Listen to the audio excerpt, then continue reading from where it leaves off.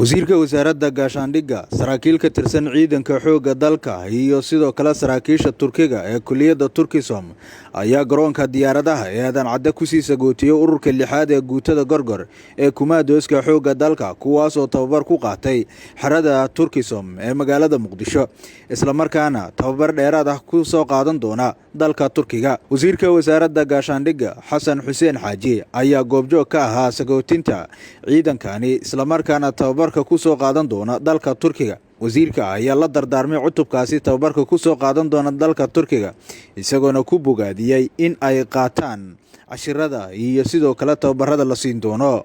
marka ugu horeysa waxaan salaamayaa u mahadcelinayaa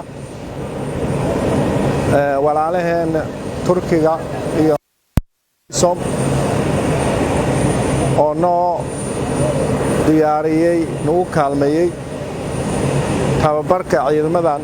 marka labaad waxaan salaamayaa saraakiisheena Soomaaliyeed oo ayagana qayb ka ah tababarkan. waxa aad iyo aad aan ugu mashquulsanahay xukuumad ahaan inaan dhisno ciidamo isku dhafan tayo leh awood u leh dalkooda qarannimadiisa iyo midnimadiisa inay ilaaliyaan. waxa ilaahay nasiib idin siiyay inaad heshaan tababarkan oo walaalaheena nagu caawiyeen oo aan aaminsanahay tababarkii ugu sarreeyay inuu yahay.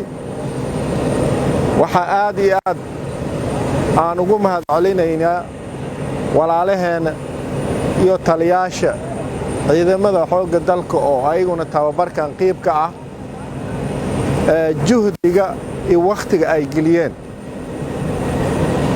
waxaad ogsoon tihiin waddankeena cadow yaa lala dagaalamaaya, cadowgaasna lama dagaalami karo ciidamo tayaysan diyaarsan aaminsan inay dalkan ayaga leeyihiin ay ka difaacayaan cadow in la helo. waxaan aaminsanahay ciidamadaas inay idinka aad tihiin iyo kuwa kale oo howlgallada ku jiro oo ummadda Soomaaliyeed meel kasto ay joogtaba ay soo fiirin hayso tababaradiina iyo aqoontiina iyo kartidiina inaad dalkan aad ku xoreynaysaan oo dalkan qarannimadiisa iyo midnimadiisa aad soo celisaan. waa aad baan ugu faraxsanahay maanta dufcadan baxayso iyo dufcooyin kale imaan doono.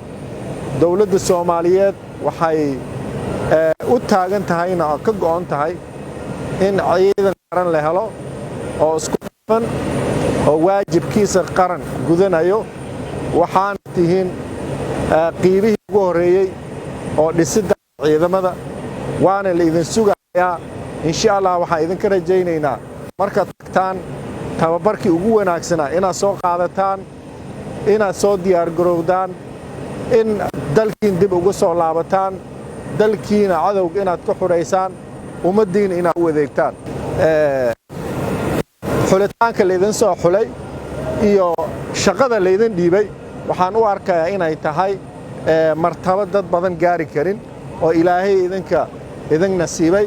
waxaana rajaynayaa insha Allahu inaad waajibkiina soo gudan doontaan, dalkiina ku soo laaban doontaan, dalkiina iyo ummaddiina, diintiina iyo dalkiina iyo ummaddiina aad u khidmayni doontaan.